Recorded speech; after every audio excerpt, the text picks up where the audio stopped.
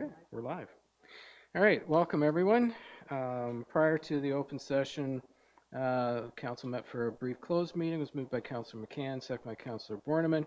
Pursuant to Section 239, 2 and 3 of the Municipal Act, SO 2001, C25 is amended. Council of the Corporation of the Town of Parry Sound moved to a meeting closed to the public in order to address matters pertaining to D, labor relations or employee negotiations and a new staff position. And that will be coming to open shortly. So I remind everyone the meeting is live streamed and it's available on the internet by visiting the town's website at www.parrysound.ca. So next is the agenda. Any additions or prioritization of the agenda? No? Mover and seconder for the agenda, please. Councilor McCann and Councilor Borneman, that the council agenda for February 18th, 2020 be approved as circulated. All in favor? That's carried. Any disclosure of pecuniary interest or the general nature thereof? Councilor Keith? Yes, it would be section 10.3.2. I'm employed by the Ministry of Solicitor General, and ethically I feel it would be a conflict as per my employment situation, as the office will be in the Parry Sound Mall to be voting on this zoning matter. Okay, thank you. A mover and seconder for the minutes. Councilor Borneman, Councilor McCann, the minutes of the regular council meeting held February 4th, 2020 be approved as circulated. Is there any discussion on those minutes? Seeing none, all in favor? That's carried. Questions of staff? Any questions? Councilor Keith? Yes, my question's for Mr. Cairns, and I know that you're sitting in the seat there now for a little bit, and yesterday and of course the weekend and today, the roads, they aren't always the best right now. What are the issues that you would say are concerned right now? I think in particular today was a bit of a challenge in terms of timing. The snowfall happened after the start of the day, which complicates the plowing process for the most part, with the amount of traffic, parking, that sort of thing on the road. And it continued throughout a good portion of the morning. So on the weekend, staff were in, we had this conversation very early this morning. They were in each day. There was one day on the weekend that they were not in. So with limited staff resources on the weekend, I think, they stayed on top of most of the issues for sure. Yes, Councilor Keith. So the follow-up to that would be, are there some learning lessons for if we get weather like this again, because we're still in winter? Is there anything maybe you're examining that can be done differently? Because the roads are kind of pretty sloppy in areas, and I've had already calls today where people getting stuck just trying to be to the side of the road. Any suggestions or? Yeah, certainly. I think there's always an opportunity for learning and improving. So we have some staff coming back that have been away for a little while that'll allow us to hopefully better schedule and better plan for some of these events. But certainly we will be evaluating all of our operations moving forward and working toward improving.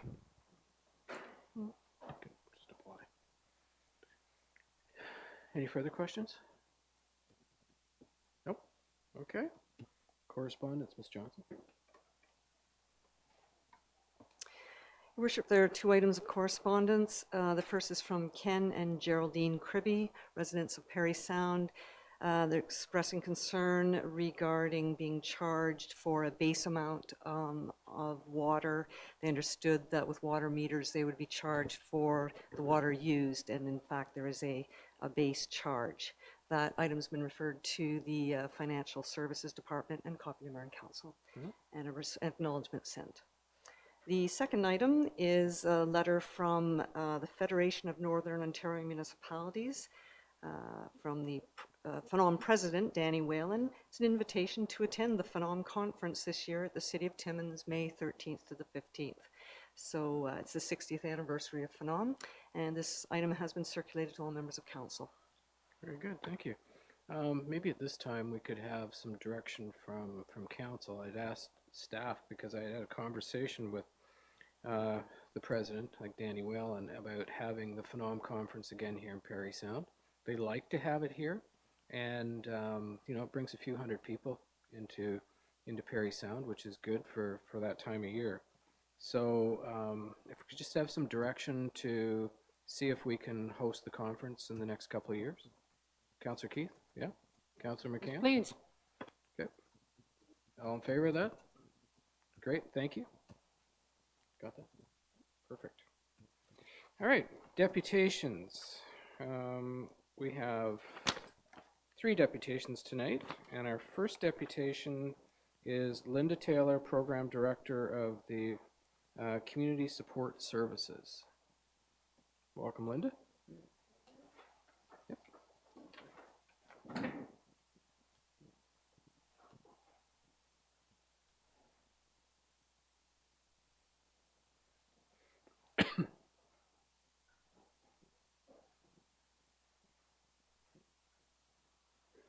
All right, thank you. Good evening. I'm Linda Taylor, the Program Director of Community Support Services in the West Parry Sound District.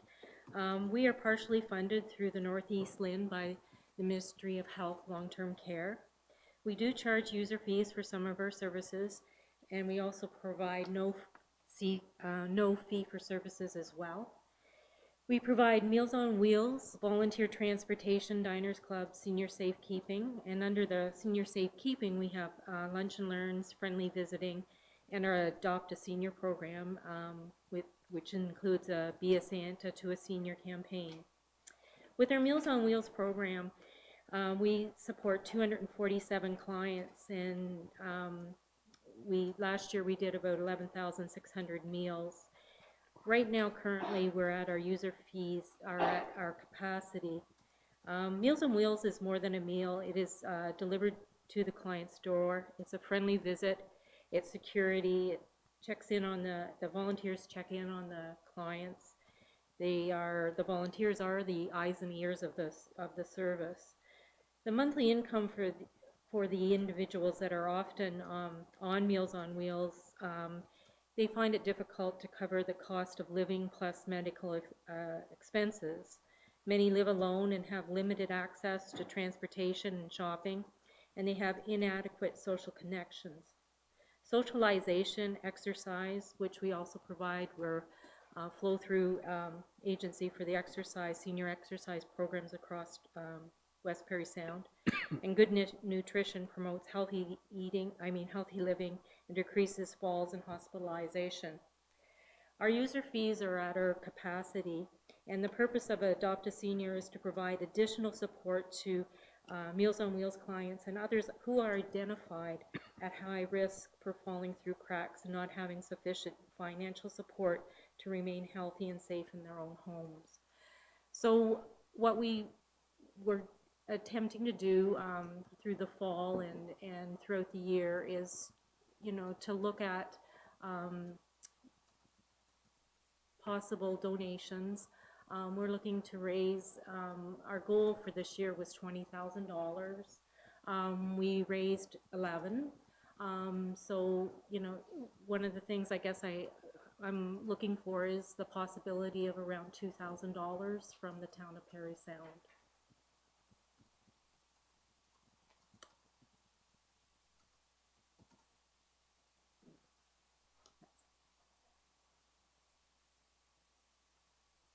Is there anything else? No? No, Okay. that's it. We have some questions then, I guess. Councillor McCann? Thank you, Linda. Well done. I don't think people realize that unless you have elderly people in your family, the services that Community Support Services provides to the community, and you are receiving contributions from other municipalities, which is very encouraging to this council when coming looking for funds. You didn't mention the Adopt a Senior or Be a Santa to a Senior at Christmas time as well, and that's another very worthwhile event. Your list is growing in terms of needs. So I guess this is more of a comment, and I wonder if a motion, if we couldn't put forth a consideration in the budget for the request for $2,000. I know that there are times that I'm a little quick to jump on the gun on some of these bandwagons, but I think this is a very good cause, and I think that these are the people who built our community and endured some pretty long, tough years over the Depression and the war years and such, and are still around. And I in terms of the Meals on Wheels and the visitation and the transportation, I personally had an opportunity to see the good that it does. So I would encourage council to consider Linda's request. Seconder. Councillor Horn, all in favor of including that in the budget process? Okay, it's carried. We'll be discussing it during our budget deliberations. Thank you. Thank you.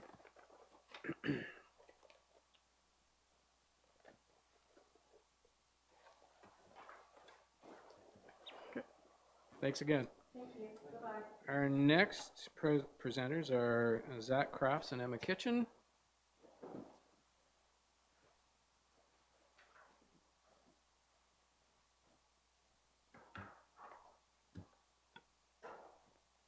Welcome.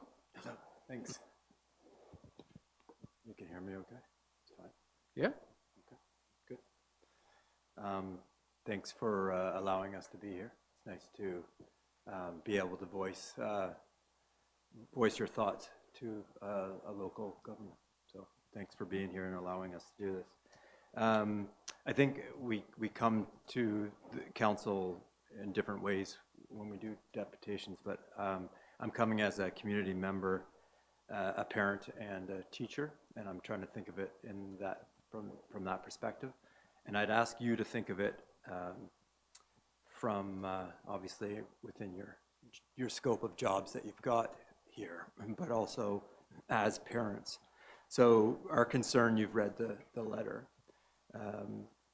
Our concern is about the safety on the corner of Wood as it emerges and becomes Isabella from pedestrian and bike traffic.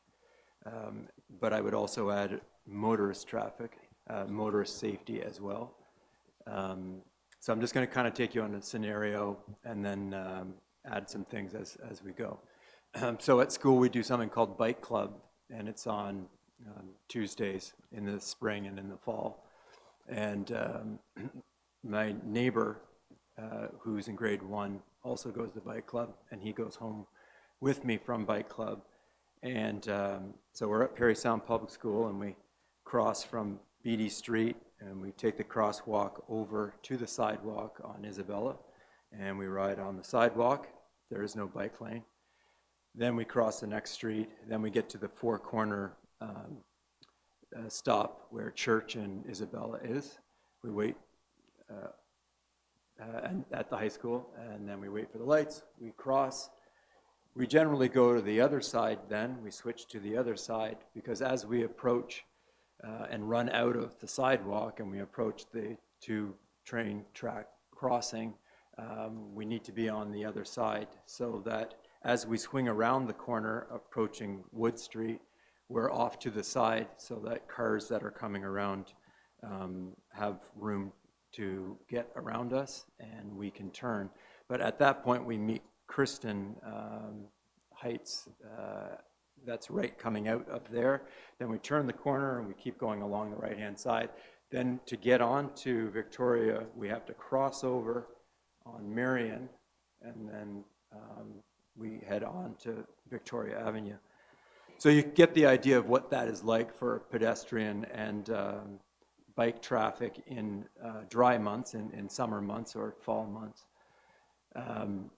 But now you add light to that, which is December, shorter days, and you add snow, and you add tandem salt trucks. which all leave at the same time that many students and people who are going to work are crossing that area. So I'm asking for you to consider a number of things, but the main thing is safe travel in that area.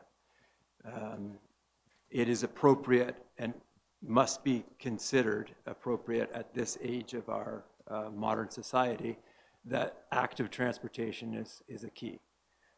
We have to be able to get around in this town without using a motor vehicle. And I realize that's a lot of complexities there, and it's infrastructure that's developing, but that's crucial. And that area to cross over the train tracks when the road has been plowed and is narrow and is dark, and a tandem truck is pulling into the middle, is challenging at best. So I'm asking you to consider making a change in that space. You have made an agreement with SIFTO as to salt being dropped off at the salt docks. You understand that those trucks are coming in that area. I think there has to be consideration given to pedestrians in that space, and we're asking you to do that. Maybe this is a good investigation for our new Director of Public Works. Jamie, can I just yeah. interrupt for a second? Sorry, I thought I you do need to note that Mike was very proactive, and we met, and because he had read the letter, and we walked the route, and so I appreciate that proactive attitude. That's good. That's good. What I was going to say was, there's a good portion of that section that's owned by Canadian Pacific Railway and Canadian National Railway, and there's also infrastructure that they have in place along that particular area, which changes the dynamic of the road. Where I know this has been discussed for some time and looked at for some time. Do we know where we are with CP and CN? I know you're new to it, but what I'm suggesting is that you investigate to find out where we are with the two railway companies, and we can move from there to see where we're at. It's a very challenging area. I mean, I grew up in that neighborhood. I know exactly what it's like. I rode my bike there too. I walked that to school, so I know well what it's like. And there were lots of trucks then too, because the salt docks have been there for a long time. But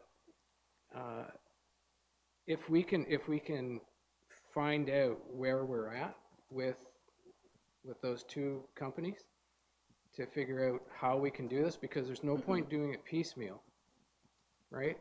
It should be done in a complete, swoop sort of thing, so that there is no obstructions and you're having to zigzag and that sort of thing. So if we can find out where we're at,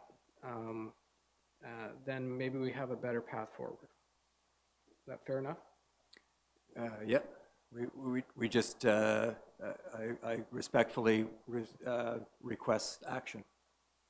And that's what we're going to try to do. So, Councillor Horn.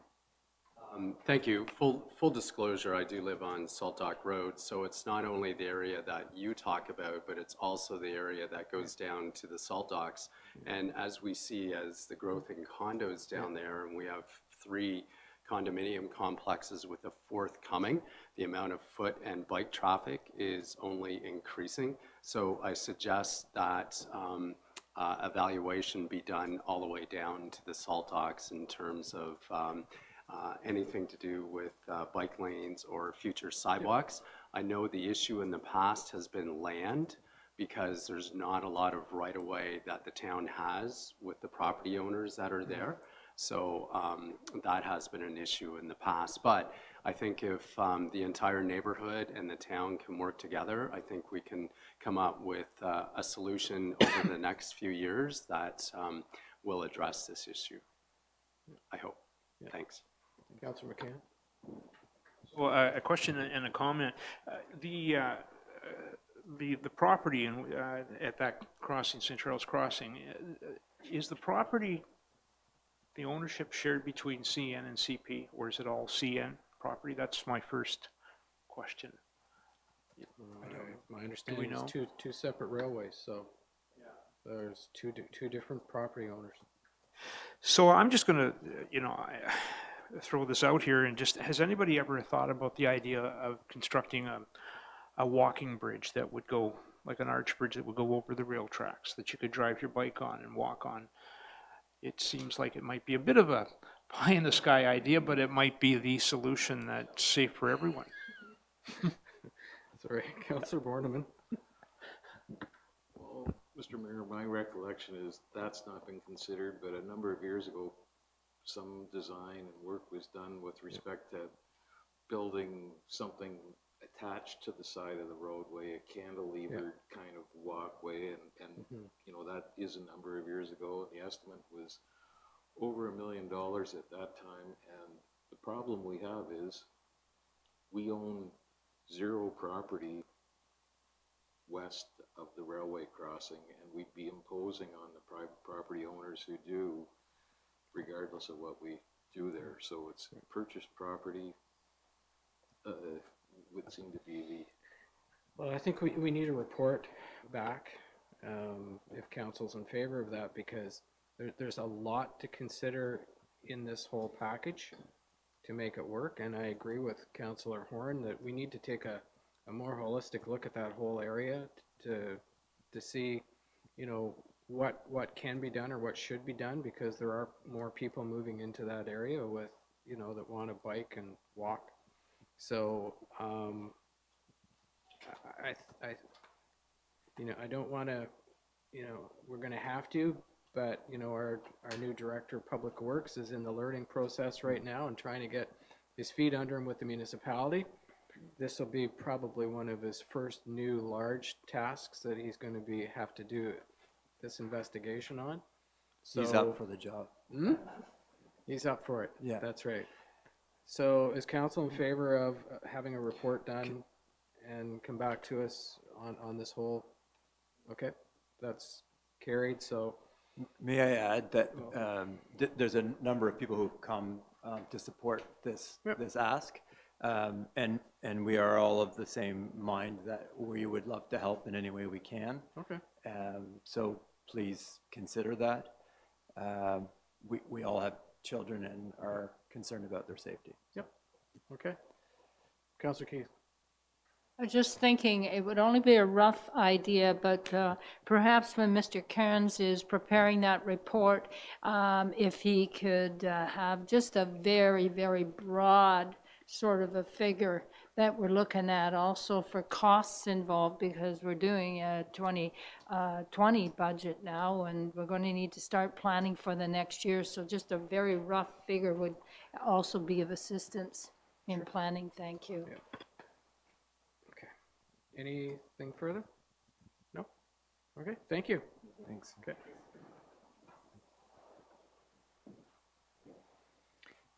Okay, our next deputation, Liz McWalter, West Parry Sound Smart Community, welcome. Thank you. Do you have a presentation as well? Yeah, I'm just going to call it up here. Thank you. Okay, And one of our team members is here, Peter Millett, okay. joining us. So I'll just go through some of this quickly. So I would just come with a little bit of background, and then I'll mostly give you an update on the SendGen initiative, which I'll explain and is helping kick off internet capacity in the area. So as an organization, West Parry Sound Smart was originated from REDAC. It formed a not-for-profit in December 2015. It's made up of volunteers. We have 24 members. Our bylaws call that 50% of the members be employed by the public sector, the broad public sector. Our mandate is to focus on building high-speed internet capacity, fundraising, and advocacy for internet in the area. We had commenced as being more spokespeople for driving economic development through use of digital technologies, but we soon learned that the infrastructure, except for the town, isn't there to support that. Our next AGM is February 27th, next week. We have a number of major projects. One is a major, not a major, backbone project. And then we have a couple of backbone and distribution. So I want to speak to you about the Smart Tower project, which is the old M&R tower, and the SenGen pilot. And then we have, which I won't go into detail tonight, but speak to the strategy for expansion from that. Just to lay a little bit of foundation here, the town is well served, but once you get outside of the town, you run into all kinds of issues that have been major deterrents from being able to build out internet. So there's no last kilometer access. We've got lots of rocks, lots of bodies of water.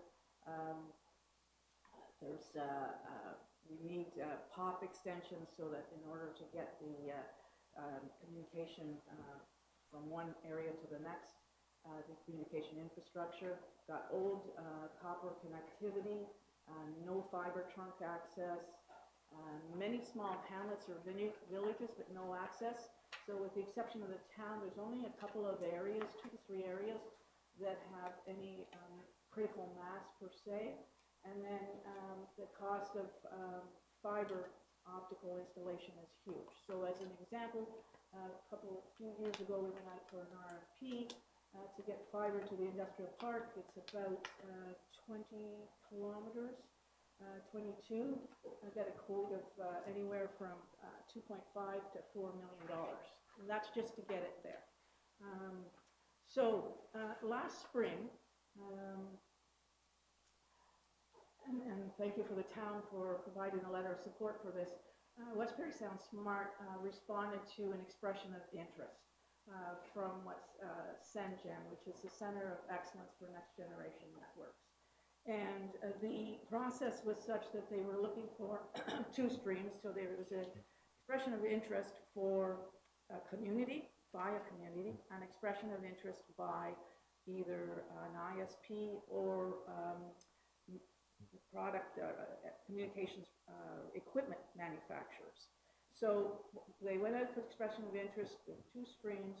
What they did is they selected the community here, which was West Parry Sound, greater area, and then they selected 5 vendors. And we had a month to work with those 5 vendors, where they would work with us. We would respond with questions, give them local information, etc., so that they could put in or submit to SenGen a formal proposal with a solution. And then SenGen selected that proponent, which was, in our case, VNet. And I know VNet has done a fair bit in the town in terms of their investment. So one of the things that we had going for us is that we had been working with Archipelago, who had acquired the M&R tower, which we now call the Smart Tower. And so it's a well-constructed tower, meets all the engineering standards that are required. And they gave us they being Archipelago, gave us the rights to work from that tower and use that tower, and that became our primary POP. So that made a big difference to us. But also, outside of the SenGen project, we had been working with VNet on doing something with that tower. So that's completely outside of the SenGen project. And while the town is served with a fair bit of fiber and cable, etc., the distance of 10 to 15 kilometers from that, from the town, we could reach people who aren't served through fixed wireless. And so VNet have, outside of the project, and this is kind of the secondary one I was talking about, put equipment on that tower in order to provide that internet. So that tower was then our primary POP. The SenGen project was basically, they were looking for a location that was They said 10 kilometers, but they could go a few kilometers beyond that from the primary pop to build a second tower. And from that second tower, there would be two services. One is fiber to the home to a number of residents in whatever vicinity of that tower, and the other was also the fixed wireless going out 10 to 15 kilometers, which the requirement there, of course, is direct line of sight for the fixed wireless.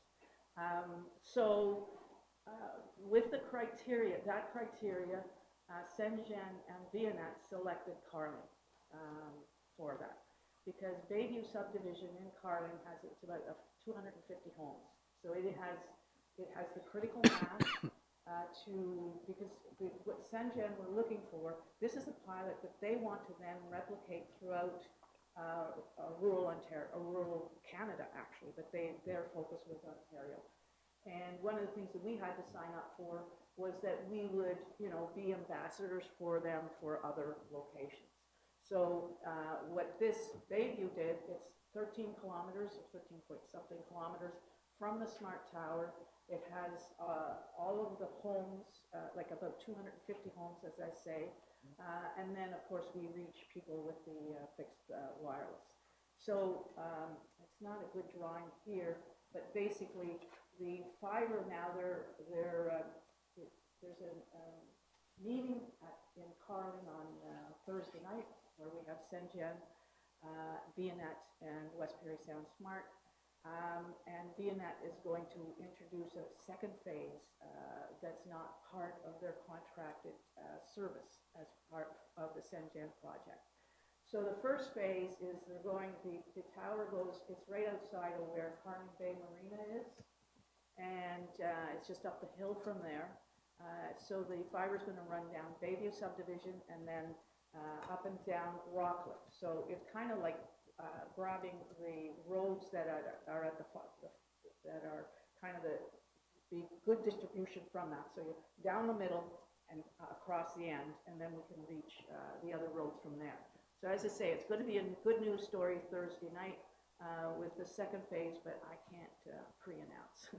So anyway, we're looking forward to that. I think, and the other thing that Sengen is looking for everybody to do, they want to use this, because they want to use this as a case study, they want to collect data on the difference of performance. So in Carling right now, there's not cable, there's not any other service. It's like Bell Hub and satellite, etc. And you get into cottage season, which is now 4 and 5 months, and you can't get any service. So it's actually going to be very good.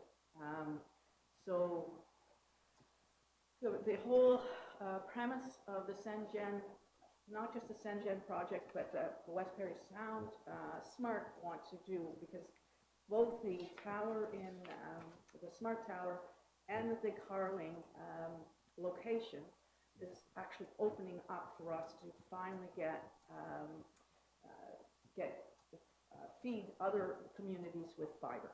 So same kind of fiber to the home and fixed wireless. So what we'll do is we're going to extend the reach through multi-microwave links. It becomes a viable approach because it's aerial. We're not trying to run fiber from town or wherever there is a source of fiber out to the community. We're doing it through a microwave link and then in the ground from there. Investments in tower infrastructure is future-proof, because as technology does improve, where it becomes more near line of sight as opposed to direct line of sight, we can just change out the equipment, the towers there. And for those people concerned about the towers, the one that's in Carling is 200 feet, or 200 meters, sorry. 200 feet, and it doesn't have to be lit or painted, so we won't have the bird, like some of the issues of night lights and things that people were concerned about. The benefits of our project is that it's low cost, so per tower, it's approximately $500K. And that's a whole lot different than what we've ever looked at for anything before. It becomes more reasonable. It's an accelerated plan, and because, you know, once you do it once, you can build out from there. It builds on the skills of and experience of a rural ISP. Investments can be made incrementally. It enables fiber to the home for some, and the timing is subject to dependency. So let me talk about this for a minute. This will probably make it a little clearer. So we've got that smart tower here, and so we've got the Carling Tower out here. So the Carling Tower then opens us up an opportunity to get to the industrial park, because it's about 11 kilometers from there.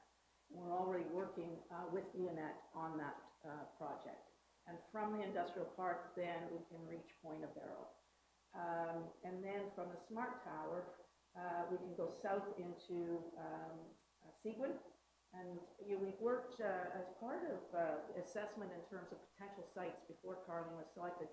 We looked at possible locations or possible viable locations in all 6 of the municipalities, not because the town being served wouldn't have been eligible.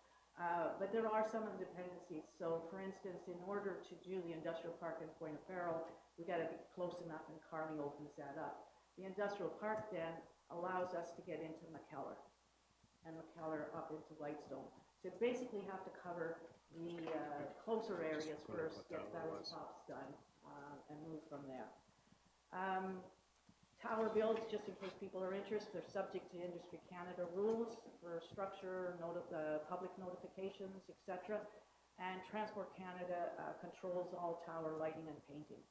What I did find out is that, or learned, the team learned that it takes a while to get some of these projects off the ground, just to get through all of the hurdles that you have to get through. But it's you know, months, not years, which is really good. Acquiring land in a suitable location takes a while. I don't know how many land in Carling they didn't have public lands that we could use that were suitable for a tower. So we traipsed around with VNet on a number of different sites. And then just to let you know, the area required for a 20-foot guide tower, you need about 200 feet radius approximate. So the time for build is impacted by these things: Transport Canada approval, road construction, soil samples, notification process, you know, getting land. So the other municipalities, when we were looking at locations, they all had what we considered, and we being the broader team, not just West Parry Sound, but we considered to be viable. There were public lands that were valuable, and that makes the process a little bit easier. If you look at the municipal role, they're the land authority. They assist in acquiring suitable land, and particularly the public lands. They support the public notification process. They did, as a learning in Carling, did have an issue there. VNet, we're working with one set of rules that they've been working with. In other words, notification has to be delivered by, like, right to the person's address for any residence that's within 500 meters of a tower. So they went 500 meters of the tower. They went to the residents that were within that. But one of the residents in Carling was upset because they didn't get notification. And we learned, and they were dealing with Industry Canada groups in Sudbury, VNet dealing with people in Toronto. What it is, it's 500 meters to the border of their property, not the actual house. So, you know, things like that happen. You know, it's just going to happen. So it's a learning. Anyway, so we had to do this public notification process a second time. And that worked fine. The VNet would just put it through a second time. You're within your what you were supposed to be doing. So, you know, what we have said to the other municipalities where we've done deputations is, like, let's work together on some funding support. You know, I've met with the Director of Infrastructure Ontario. And also, those people who know Teo from Ministry of Northern Development and Mines, he actually contacted us and said, hey, send them some information. So this is getting some focus. It's finally a project that we can build out from, that's not $30 million or 5 million, it's not even $5 million. So, and that 500K per tower is a good estimate. There are places where it's going to be a lot less because there won't be the acquisition of land or some leasing requirements there. Some municipalities are very, very strong in being able to build some of the roads to the tower site. And a lot of costs we can minimize a lot of those costs. So in some cases, it's going to be less than that. So this was kind of the ask to the municipalities. And I wanted just to give everybody an update on the Sengen project because it's one that is topical for the area communities and it's good for everybody that knows. And that's it. Okay, thank you.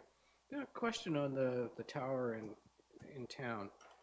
I take it that once you jump from the one tower, you can jump to the next tower and that sort of thing. Would the one in town actually jump to the one in Carling and also to the one in McDougall?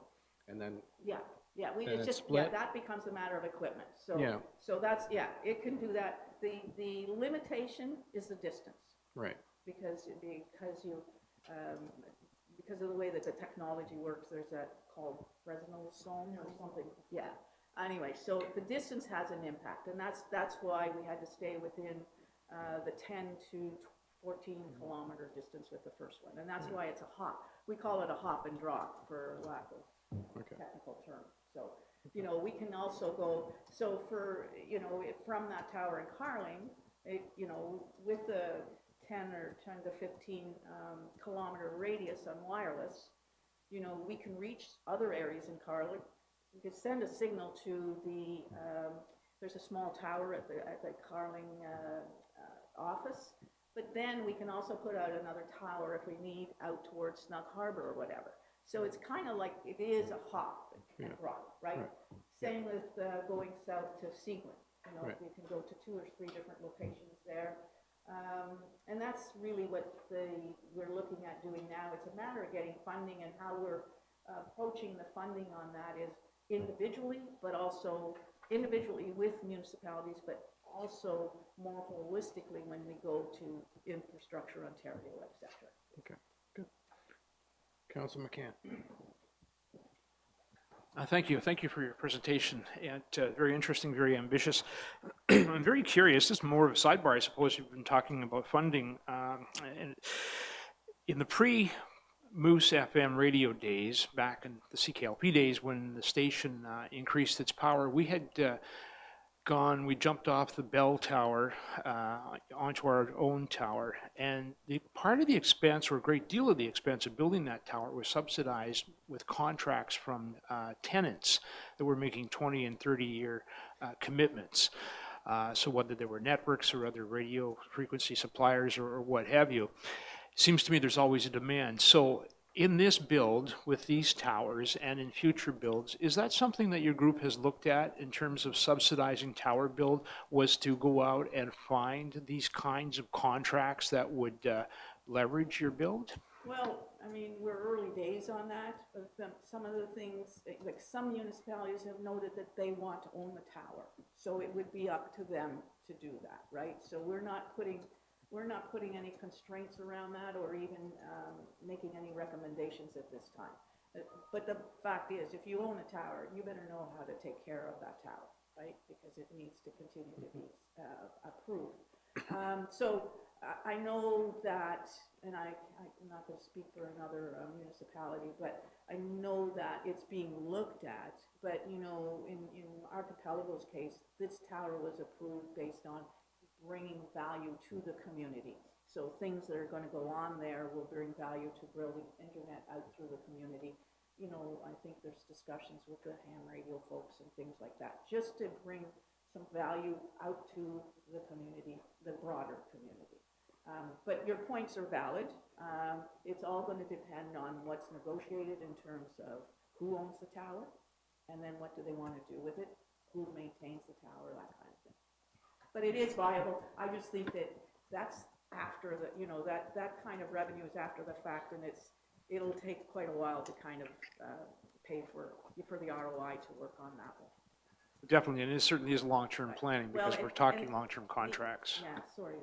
The other issue is we're in trees up to here, right? So, you know, how many people, you know, you've got to be pretty high up on that tower to have any good hope of reaching out far enough to get, you know, to give service to people. So that's another factor, right? So.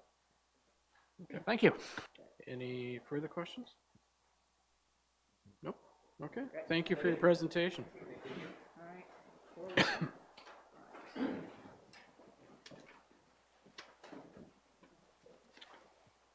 Okay, next is reports, and we're starting with Councillor McCann tonight. Thank you, Mr. Mayor and fellow councilors and staff and public. I'll keep this very short. Since our last meeting, I've had no meetings to report on. We would have had a library board meeting this morning, but many of our people are away, so this month's has been canceled. And I've had, although I've had some council activity, nothing that I could report on here. So that's it for me. Okay, thank you. Councillor Horn. Thank you. I hope everyone had a great Family Day weekend. Just a quick update since I missed last council meeting. June 27th, I attended the planning board meeting, which I'm sure Councillor Keith already reported on last meeting. February 10th, I attended the Chamber of Commerce meeting. To date, there's 180 members paid to date, and we're in the budget process for the Chamber for the upcoming year. On February 12th, I attended the Bobby Orr Hall of Fame committee meeting to begin the process for the induction ceremony for the weekend of June 13th. So we're beginning that process to select the newest inductees into the Bobby Orr Hall of Fame on that weekend. Stay tuned, and we'll update you when selection has been determined. And thank you. That's it. Good, thank you. Councillor Keith. Thank you. Good evening, Mr. Mayor, fellow councillors, staff, and the public. I attended the Community Policing Advisory Committee meeting for the fourth quarter. The foot patrol hours are down a bit, 141 3/4. The community service officer, Joe Scally, has been involved in attending schools in respect to such topics as bullying, drugs, 911. He's developing a mentoring program where high school students who are potentially interested in becoming police officers can learn more about that career. And November the 18th, they had a high school students participate in a fitness test to get an idea of what it's like being a police officer as to fitness. Drugs seized for the fourth quarter.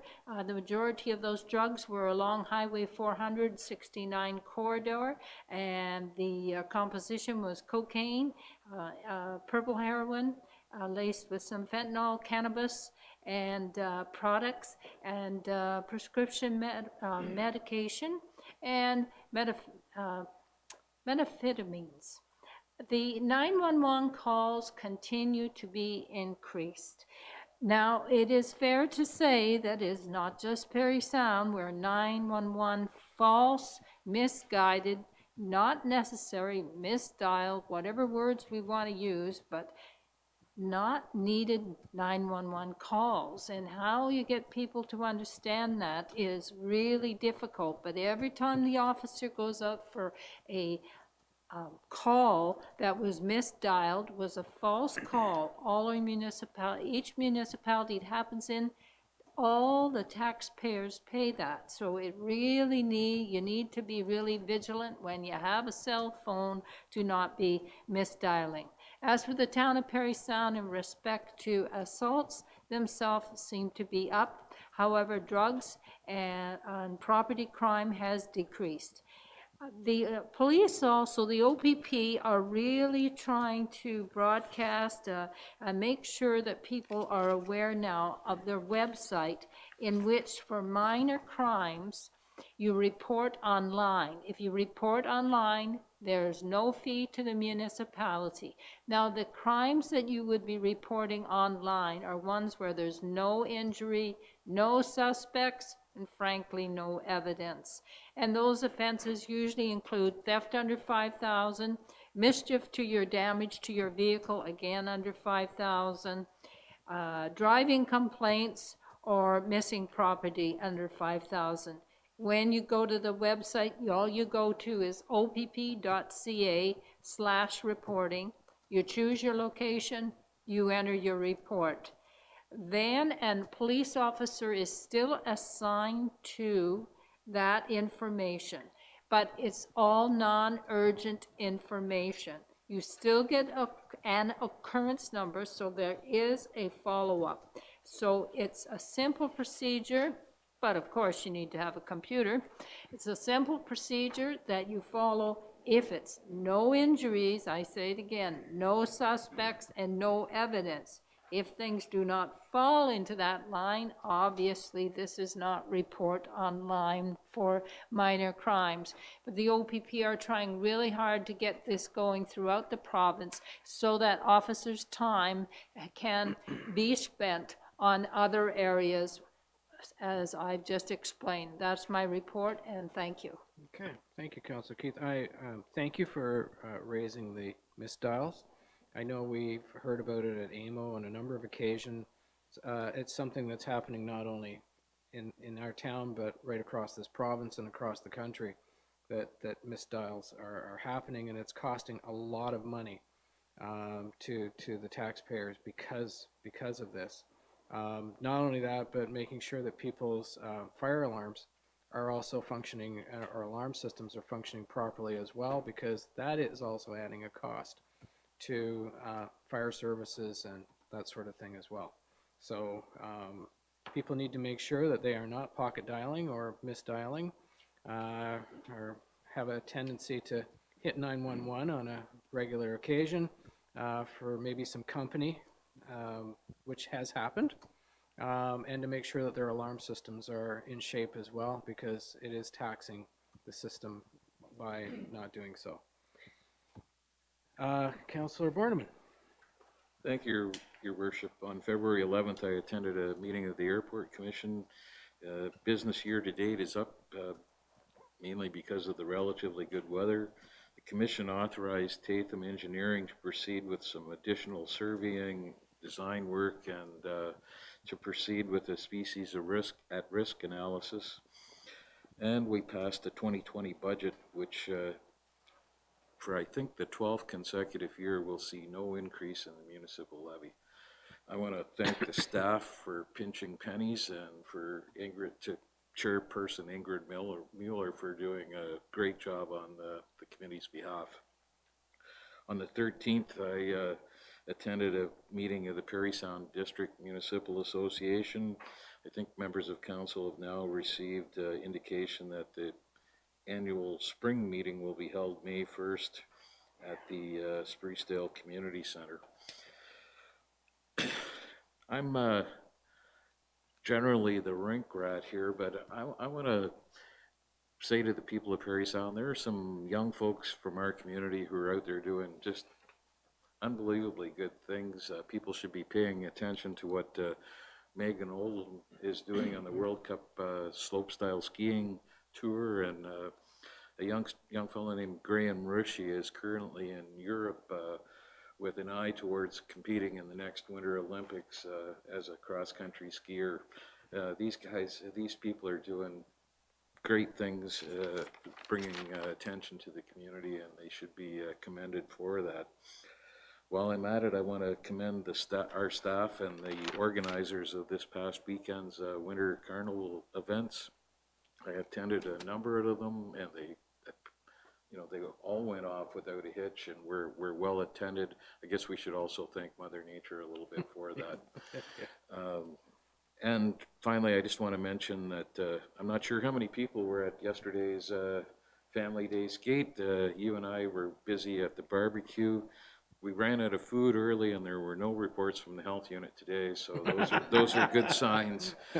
And Mr. Mayor, I want to commend you for paying out of your pocket for the food and drinks that are distributed at that event. It's, I think, a welcome thing for the people of the community. So you should take a bow for your part in that. Thank you. Well, thank you. My wife reminded me this morning that 7 years we've been doing this now. So that's good, as long as everybody has a good time. So council, staff, and public, February 13th was the Parry Sound District Social Services Board meeting, which was held in Sundridge. February 14th was the kickoff for Snowfest with the Fisherman's Ball at the Stocky Center. Jim and Patsy McCubry and the crew put out another great dinner, and it was packed. And Jim told us on Monday, I think they raised over $3,000 for sick kids. So hats off to them. February 16th, there were the events at the town dock area, bonfire, fireworks, which were well attended, straw bill, maze, snow mountain for the children, and I tell you, all you need is a big pile of snow and the kids are happy. You know, they were just having a great time. Trestle Brewery tent with a warming area, which I thought was good. You could sit outside in the fenced off area, have a cold one, and get warm by the fire at the same time. So I thought that was good. So I'd like to thank our fire department, town staff, volunteers, sponsors for supporting Snowfest, and a big thank you to the Andersons, owners of the Island Queen property, for allowing the use of their property for the day's events. And there are a list of, which I have here, of sponsors for Snowfest this year. And as was mentioned, 30,000 Island Queen, use of the property on Sunday, Georgian Bay Biosphere Reserve, Home Depot, Shipman Electric, Rona, Parry Sound, Oldham Law Firm, Rotary Club. Activity partners were Georgian Lanes, provided equipment for bowling. That was another one of the events that they had there. Wasauksing Maple Products, an activity. Trestle Brewing, which I mentioned. Biosphere provided staff. McNabb Lumber and McKellar Agricultural Society, logging demonstration sponsors, equipment, materials, and volunteers. Parry Sound Bikes, fat bike demos. YMCA Simcoe Muskoka, an activity partner. Boston Pizza, a food partner. And Tim Hortons, Timbits and hot chocolate Sunday and Monday from the Janes that have, Bill Janes and his wife that have the Tim Hortons here. As Councillor Bornan mentioned, February 17th is Family Day. Great turnout at the Bobby Orr Community Center. There was skating, people upstairs playing games. The petting zoo, which was amazing. I mean, they had a parrot there and lizard and snakes and this cross between a wild cat of some kind and a domestic cat that's actually a therapy animal now. And then there was an Irish wolfhound that was also a therapy pet as well. So she was adorable, like just really, really adorable. So, and there was, lots of people around that. So I would like to thank my wife, certainly, for helping out, the Wesley family, Councillor Borneman. Yeah, we pumped out over 320 hot meals of some kind there. And our CAO, Mr. Harris, was there as well to help, which was good, and the other volunteers. I'd also like to thank April McNamara and our town staff for the help with the day. They went above and beyond to make sure that the ice was in shape and to clean it up afterwards, and so it all helps. And a big thank you to, again, the Janes, the owners of the Tim Hortons, for their support for Tim Hortons products. It was a good day for families to come out and spend some time together and have some fun, which I thought was really important. And that's why we got this thing going to begin with, because I can remember when it first came out, people were saying, nothing's going on, it's family day, what are we going to do? Well, I believed we had to do something. and we did, and it goes well. The numbers are still strong with people coming out, so obviously people are interested in being a family and together, and that makes me feel really good that that's important in people's lives. So thank you to everyone involved. That's my report.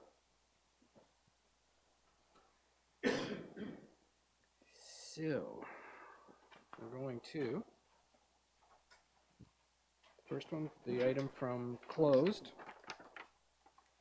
which is 7.1. It's moved by Councillor Horn and second by Councillor Borneman, that council directs staff to eliminate the contract position and establish a full-time complement position of technical director at the Charles W. Stockey Center for the Performing Arts. Any discussion? All in favor? And that's carried.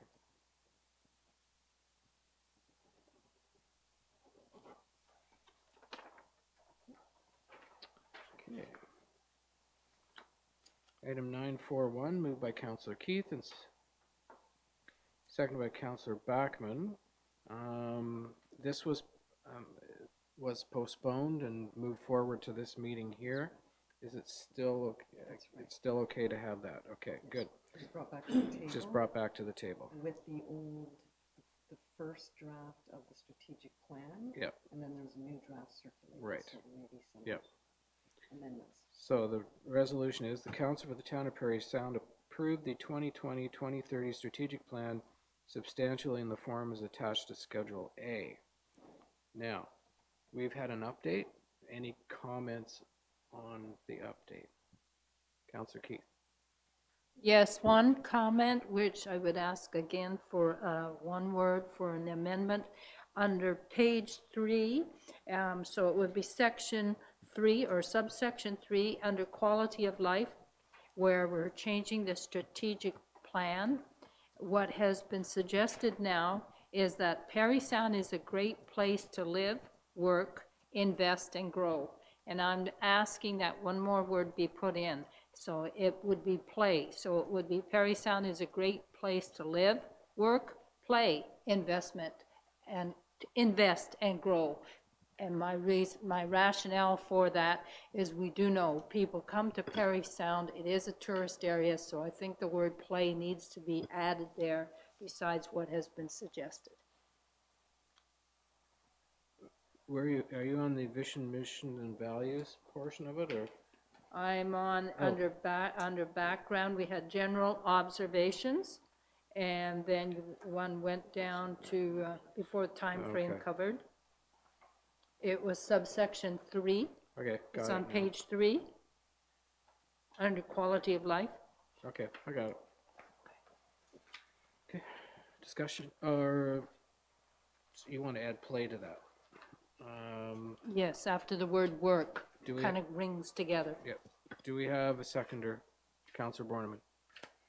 Discussion on adding the word play to that. Seeing none, all in favor? That's carried. Play is added. Okay. Any other comments on other changes that were made within the document? No. Councillor Borneman, you had?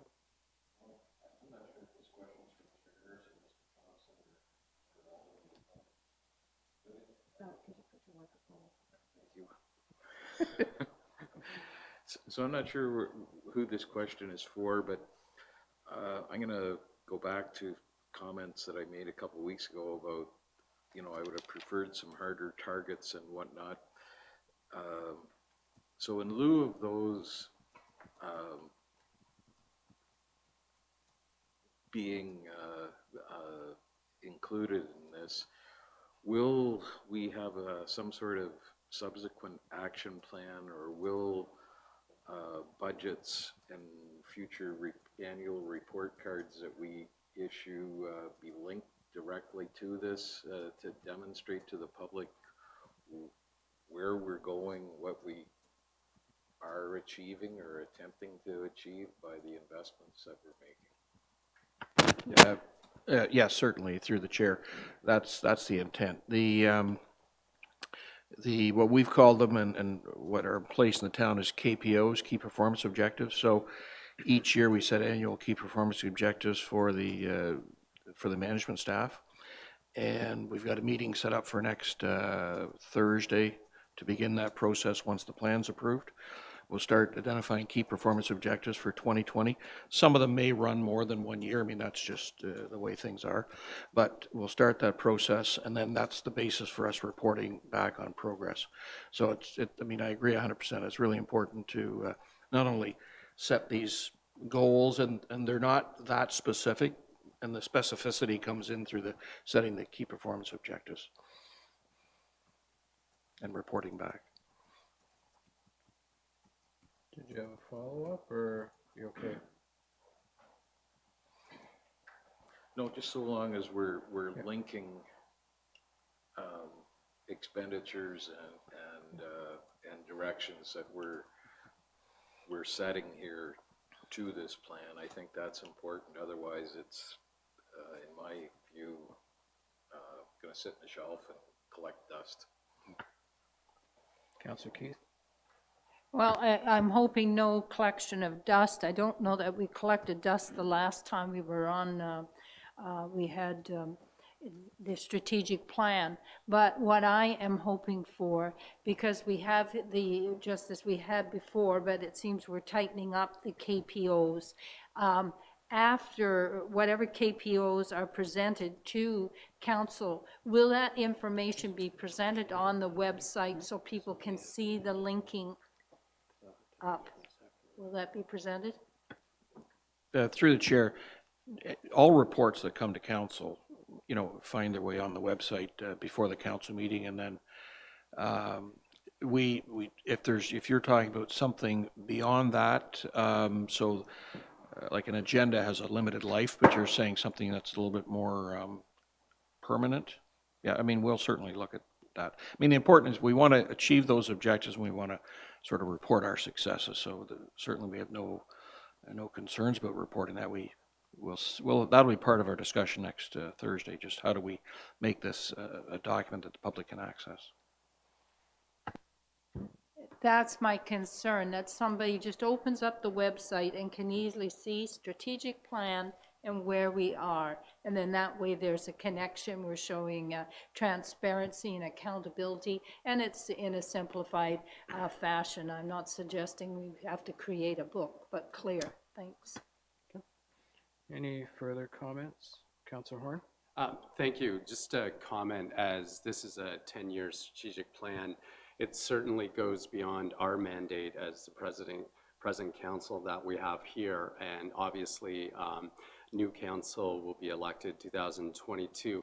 So I hope moving forward, whoever is on council and staff that are here revisit the strategic plan and make the adjustments, amendments, outcomes that are key to what's happening at that time, so that we understand that 10 years is not tried and true in terms of the document itself.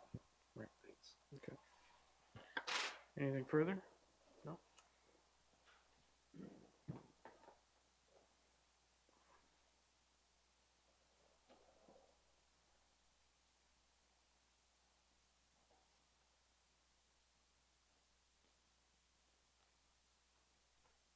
Yeah, Councillor Borneman.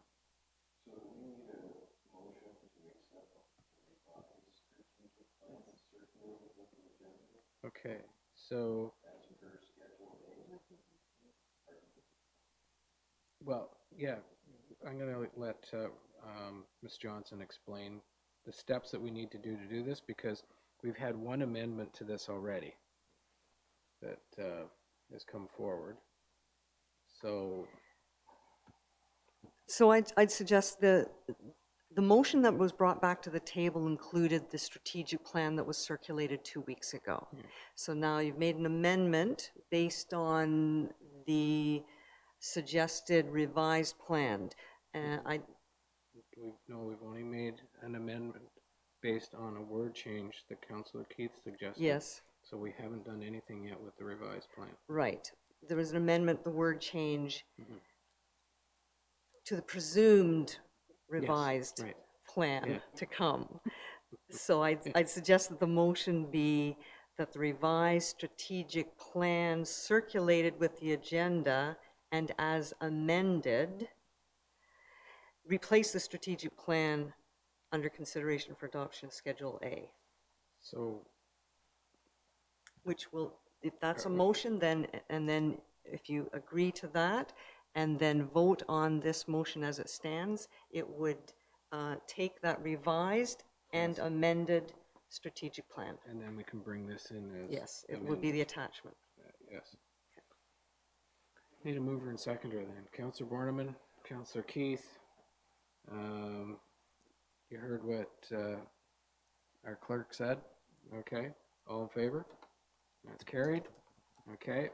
So then we need another motion to, Which is called the original as motion now. amended. Because this is as amended. Yes, all right. Yeah. So, Counselor Keith, Counselor McCann, moving that? Okay. All right. All in favor? That's carried. Keep that one straight.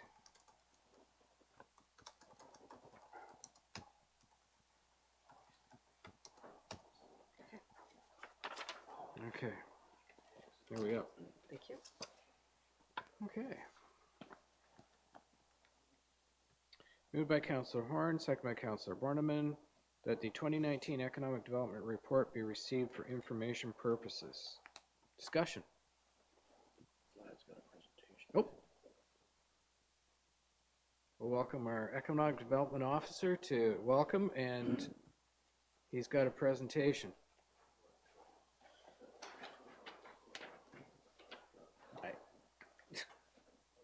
You've got it, yeah. You got it? Okay.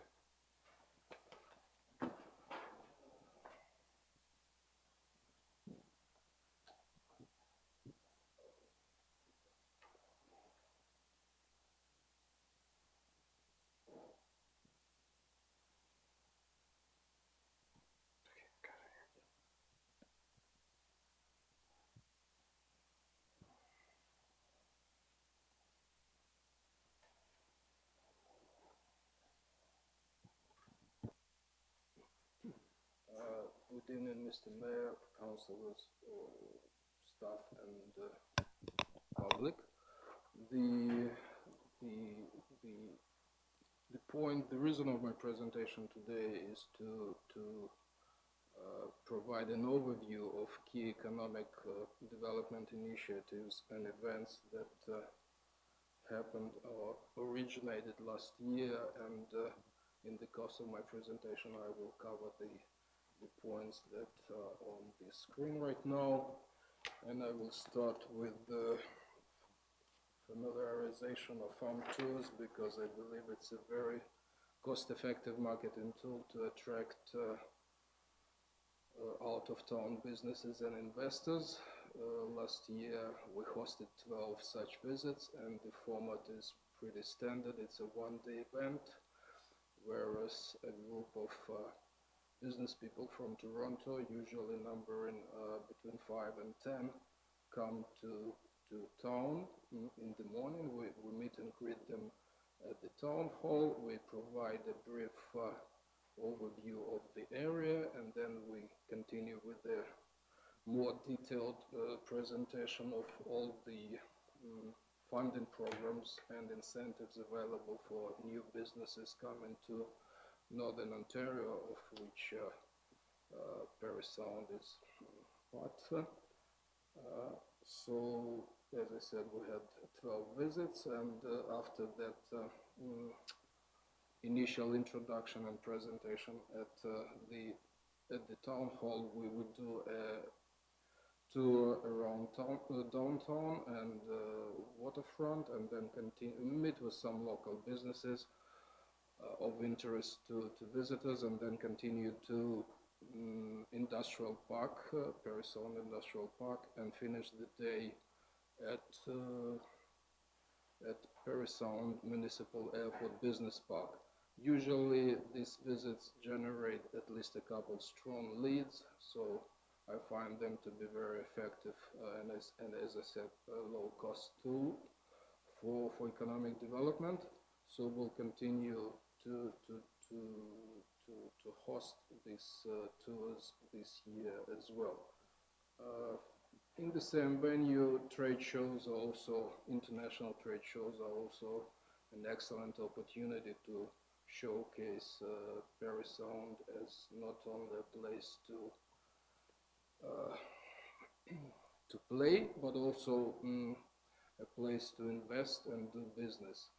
We are lucky in that Parry Sound is very close to Toronto, and Toronto, of course, has developed into a major destination for first-class international trade shows and also investment attraction events. So I attended 9 such events last year.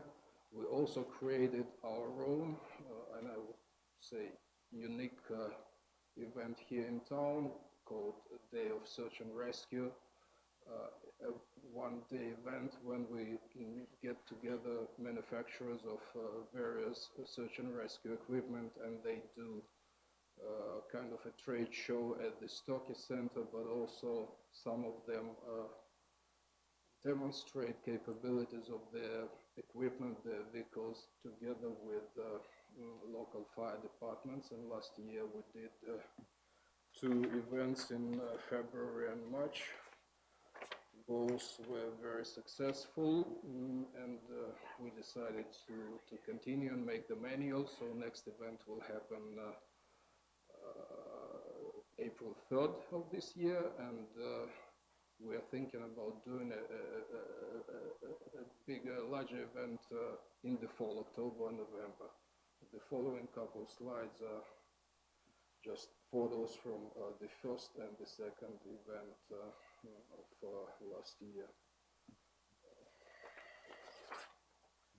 In terms of investment attraction, I can report one success story to council.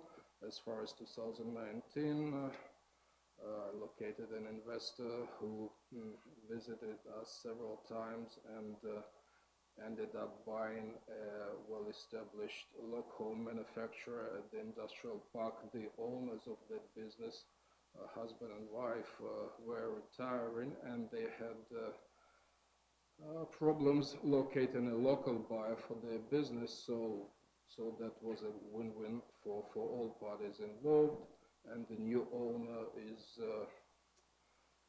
upgrading the business, bringing new equipment and developing some additions to the product range.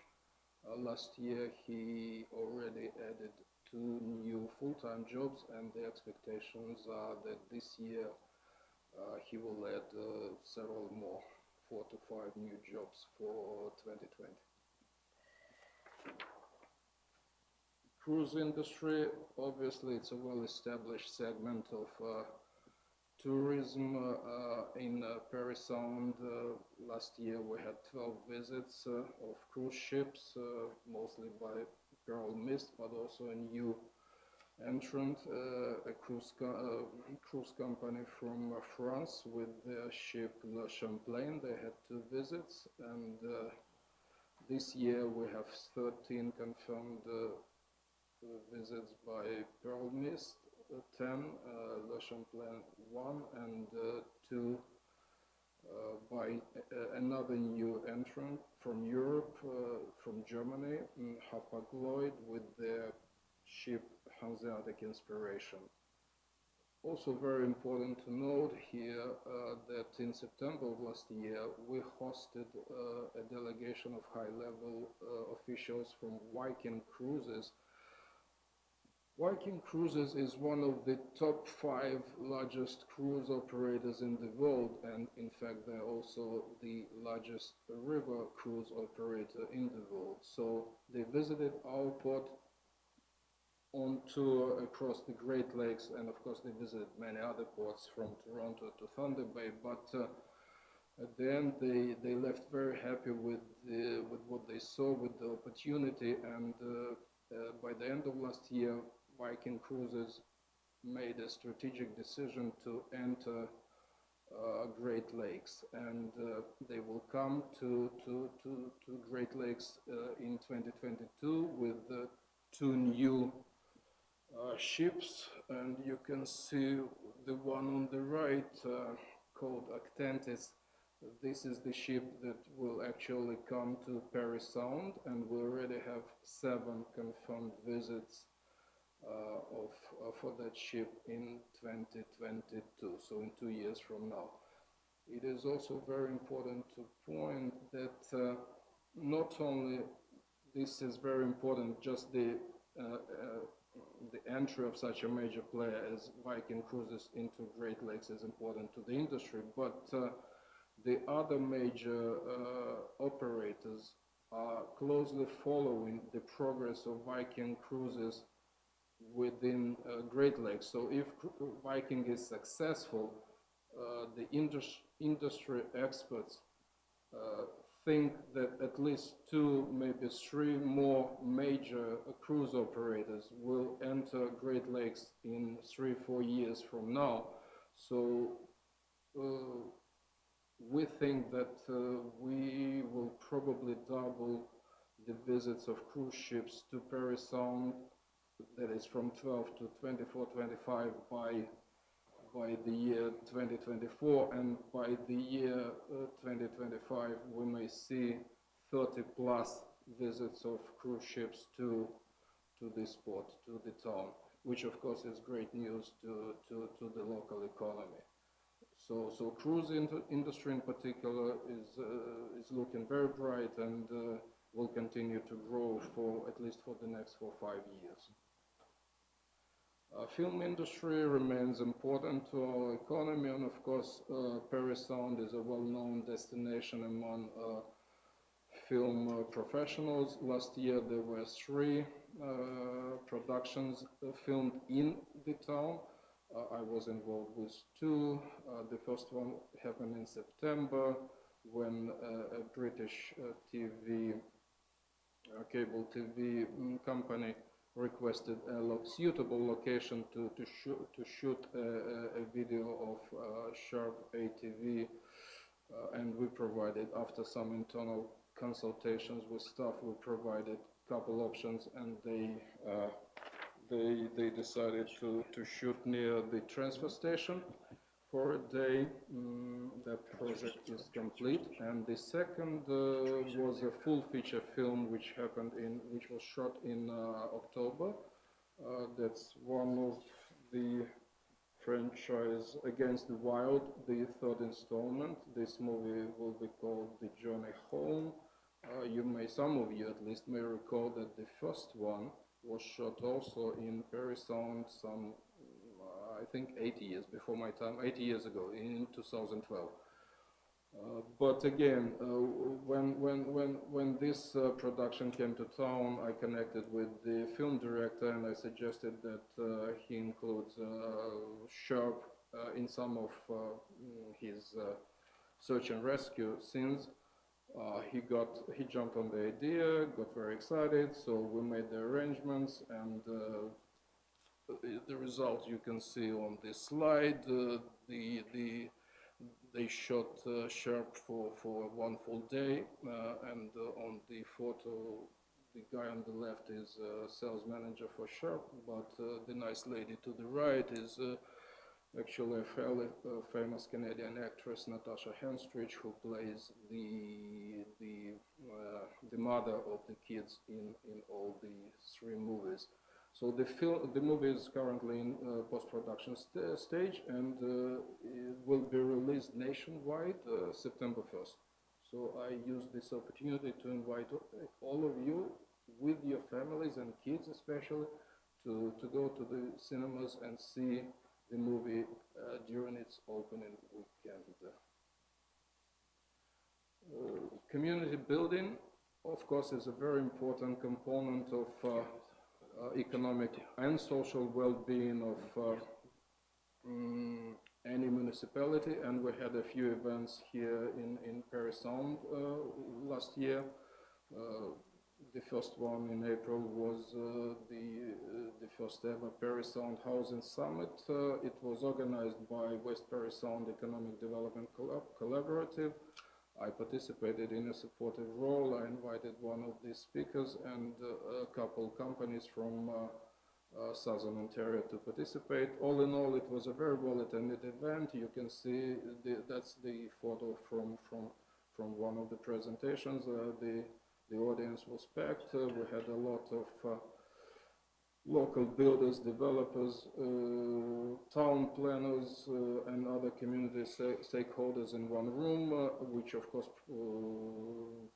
generated a lot of exchange, information, ideas, potential solutions to a major situation, well, we may even say crisis with attainable housing in this area, especially lack of suitable housing for workforce.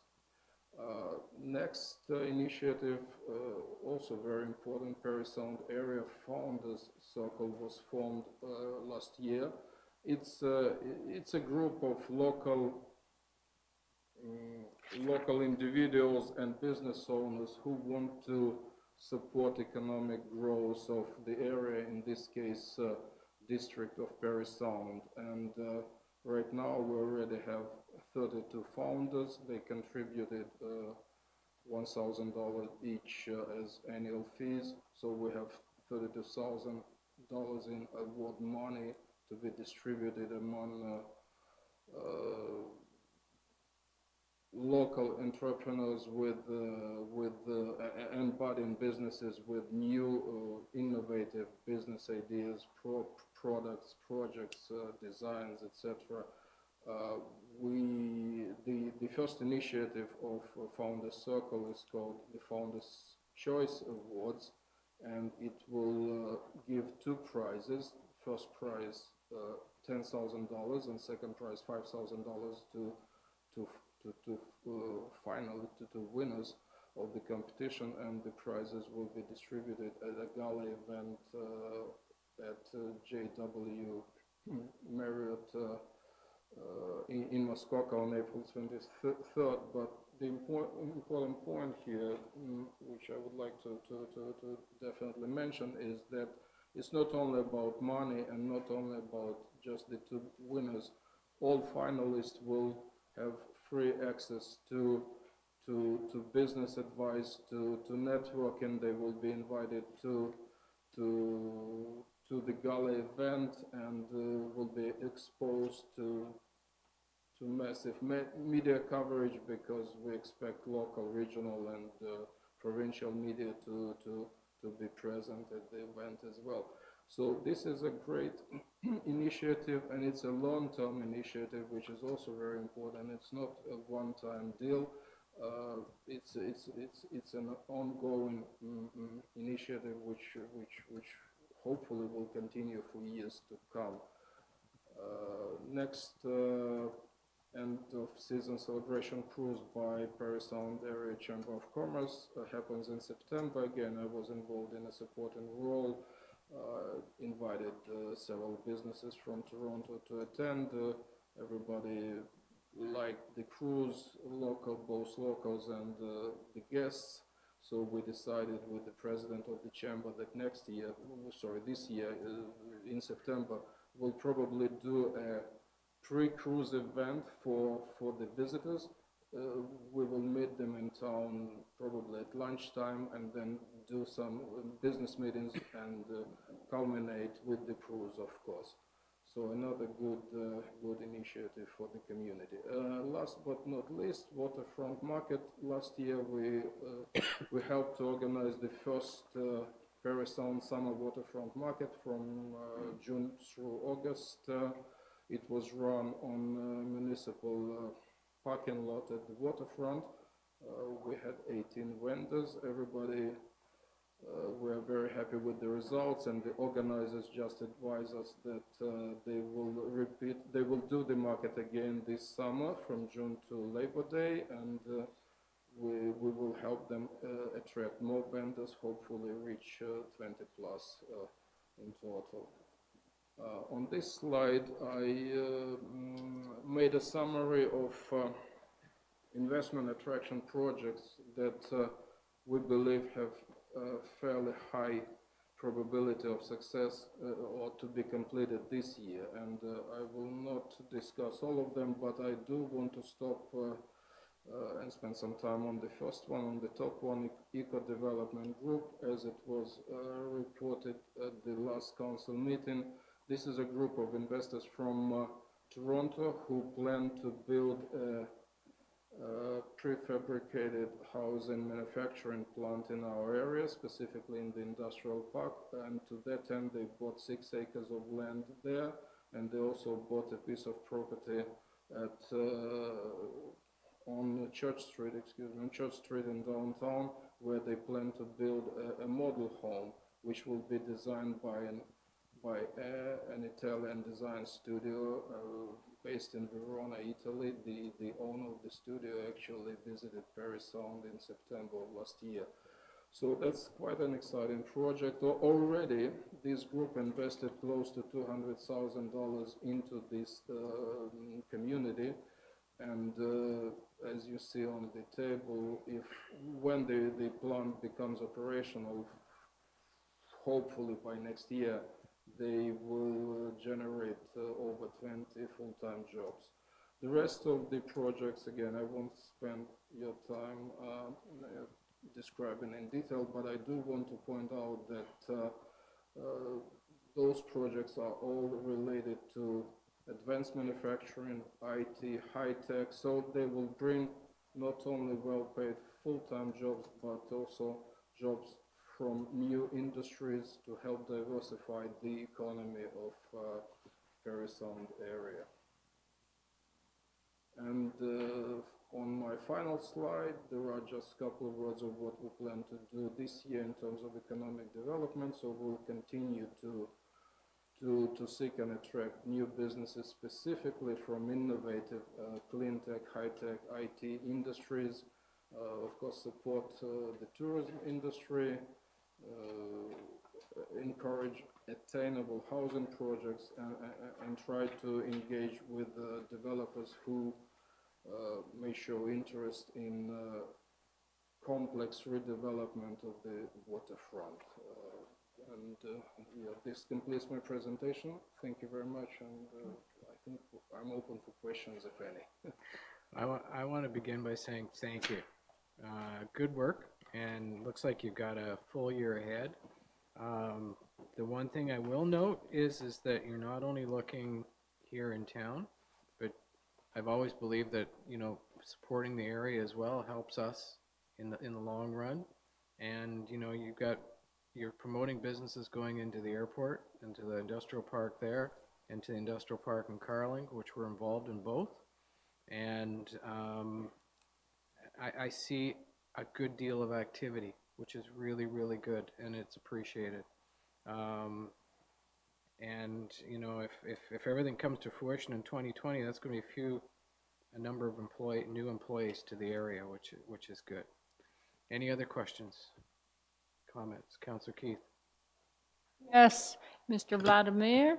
I'm wondering, with your business investment attraction projects that you have for 2020, can I assume that in following the progress, some of that information then will carry over into the key performance indicators that we will be seeing through the strategic plan throughout the year? Through you, Mr. Mayor, yes, of course, these are one of my key performance indicators, so I guess this will be reflected. My second question, please. It is not that, but in your report, and there's a lot of information there, and it's really appreciated. But I've noticed there's the figure that on the average, when people come in on a cruise ship, they spend $100 a day. And I've often wondered how it is that it is figured out that they spend $100 a day, but also, is there any deciphering of where is the $100 spent? Like, is it spent in Parry Sound? Is it spent outside of Parry Sound? Is there a breakdown there for one to come up with that figure? Thank you. Through you, Mr. Mayor. Yes, first of all, I want to clarify that this is a very rough estimate. Nobody has done, at least as of now, nobody has done actual studies, specific studies on how passengers of cruise ships on Great Lakes cruises spend their money while at ports. There was a study done for the Mediterranean cruises in Europe, obviously, and there the number is even high. It's $300 US per passenger per day while in port. $100 Canadian is an estimate, and that's or even guesstimate by experts of the industry. So this is not the number that I created. This number was given to me through discussions with, as I said, experts of cruise industry, specifically in the Great Lakes. Right now, we do not know exactly the breakdown of this amount, but if such a study is undertaken, I will definitely get an access to it and will share that information. Well, my follow-up to that question is, when you're gathering that information down the road, would it be, I'm just not clear from what you said that it sounds like there isn't really a breakdown whether that ship stopped, just hypothetically stopped in Midland, Manitoulin Island, or Parry Sound. We're still at the $100 figure. So it's just a blanket number that's out there. So hopefully, if there is further information, it would be really great to know if they're spending more money in one community compared to the other, so that we can know what are they doing great, what are we doing great, so better comparison. Well, again, through you, Mr. Mayor, of course, it depends on what is available in terms of services and tourism packages to passengers of any given ship at any given port. And naturally, it's obvious that in Toronto they have more opportunities to spend their money, so to speak. But as we work closely with the cruise operators, we will be able to direct them and their agents to certain destinations in our area and certain locations in our area where their passengers will spend more, hopefully. I do know feedback has been that the guests, the passengers really like this location. They like being here, they like the fitness trail, they like the access to downtown, they like the fact that there's restaurants close by, and there are other things, and there are planned events that do happen. And if we have, a second language that needs to be taken care of, we make sure that there are people on site to make sure that their questions can be answered by someone that does speak that language. And that goes a long way in easing those people into your community so they feel better about it. And some of the tours, they go on the tour as well to make sure that there is access to that second language. Did you want to add anything to that? Very good point, Mr. Mayor, and I really want to add that the town is, the staff rather, we're making some efforts to make the experience of passengers here in port as pleasurable as possible. Going back to your point as far as languages, yes, we hired and we will hire interpreters.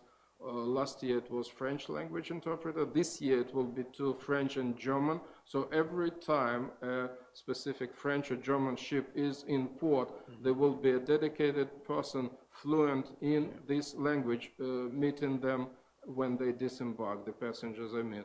And of course, we constantly work with the local service providers, tour operators, and as soon, like with the Trestle Brewery as a good example, as soon as new exciting opportunity develops, we offer that service or that destination location outlet to the tour operators and to the cruise ship management.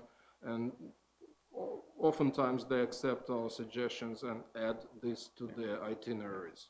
Yeah, it's gone a long way in making that. Did you have something you wanted to add to that? You covered it? Okay. Councillor Bornham and then Councillor McCann. I have about 3 questions for Vlad. First one does relate to the cruise ship thing. With the former waterfront committee, I understood from Mr. Corrigan that with greater numbers of stops comes greater security requirements at any facility, and we were close to maxing out. So I guess I don't know if this is a question or a suggestion that we need to be following up on that and preparing if we're going to see, a dramatic increase in the number of ships that will stop here in future. I don't know if you want to comment on that tonight or not. No, it's an important question, so I would prefer to comment right now while still remember the details through the mayor, of course. Yeah, that's a consideration. We're aware, we as staff, we're aware of this. But as mentioned in my presentation, even in 2 years from now, we will probably see an increase from 12, 13 stops to about 20, which we can handle. When it comes to close to 30, that could become a situation. But we still have some time, 3 to 4 years ahead of us. Okay. To plan for that. Thank you. Tourism beyond the cruise ships are a relatively small segment of tourism in this area. What's being done with respect to a strategy for the remainder of the sector? Are we linking more closely with Explorer's Edge? How are we proceeding in that respect, Vlad? Through you, Mr. Mayor. Another good question, and yes, you're correct, Councillor, that cruise ship industry is a relatively small segment of tourism industry. But again, you're also correct that as far as land tourism, so to say, we work very closely with the Explorer's Edge, and they're guiding this initiative. They help us. We're in constant communication with their management. So there are some new initiatives, especially concerning the Porter Airlines, bringing tourists from, say, Boston area, from US in general, but specifically from Boston area. So we work with Explorer's Edge on, utilizing our advantages like Bobby Ross Center, etc. And finally, I'm not very good with numbers sometimes, but my recollection is that Mr. Menz used to say that 85% of all new jobs come from existing businesses. What are we doing to help retain and expand the people who are already in operation in the area, in the town? Through you, Mr. Mayor. Yeah, this was not addressed in my presentation, but we work with local businesses, of course, and specifically when there is a succession issue, when the business is up for sale or the owners are retiring, which is often the case, I meet with them, and actually I do have a list of such businesses, and when I meet with the potential investors, mostly in Toronto, I discuss these opportunities with them. Unfortunately, due to the confidentiality of these matters, I cannot disclose that list, and that's why I did not include it in my presentation. Thank you. Okay. I think we have one a little further on the agenda too with regard to an expansion, which is good. So, Councillor McCann. Thank you, Mr. Mayor. Further to Councillor Keith's question, and Mr. Mayor, you touched on it yourself. I was actually kind of curious to know, we're wondering about how much money is spent or what kind of feedback we're getting from people who are visiting our town, whether, it's the shops or the eateries or what have you. Do the ship companies survey their passengers, specifically to ask them how they spent their money or how they enjoyed their time in Parry Sound? And do they share that information with town staff? Through you, Mr. Mayor. The answer is no, we do not, at least we're not aware of these studies. We do communicate with the ship captains and cruise line management. What we get, excuse me, what we get as a feedback is comes usually in general terms that passengers are very happy and they're satisfied and the crews are satisfied with the services that the town provides. If there are any issues in terms of working with cruise ships, usually they are quite open with us and direct with us. But as far as actual financials, as far as passengers spend money in certain port, including Parry Sound, no, we don't have this information yet. Maybe with new larger cruise operators like Viking Cruises, we will start getting this kind of feedback, but as of now, no. But I'll make, okay, I see that it's an issue with the councillors, so I'll make a point and actually I'll be a bit more proactive and start asking questions as far as actual investment from passengers into local community. Yeah, thank you. And I just think it's a very fresh way to extract some information from your passengers while you're still in port, while their memories are still fresh. And it would be interesting because I know that some people have taken bus rides to Gilbert Park, or others have gone to the museum, others have gone to Trestle Bruin or whatnot. So if we had some sort of a breakdown or knowledge, did X number of people spend so much money in in steakhouses, or did so many of them go to the gift and souvenir shops? So just more of a breakdown that way, just to know. Yeah, I've made a note, and we'll discuss this within our staff to try to come up with the appropriate form to ask, appropriate questions in this respect to the passengers. Sure, all on time. Yes. Okay, Councillor Horn? Thank you for your report. A significant economic barrier exists with obtainable housing. And in my discussions with employers, business owners, in terms of attraction and retention of staff they currently have and new staff, it's a major issue in terms of economic development. And I think that your work with housing, your work with the employers to come to a solution involving all municipalities is going to be key in attracting new businesses, not only new businesses, but also expanding businesses.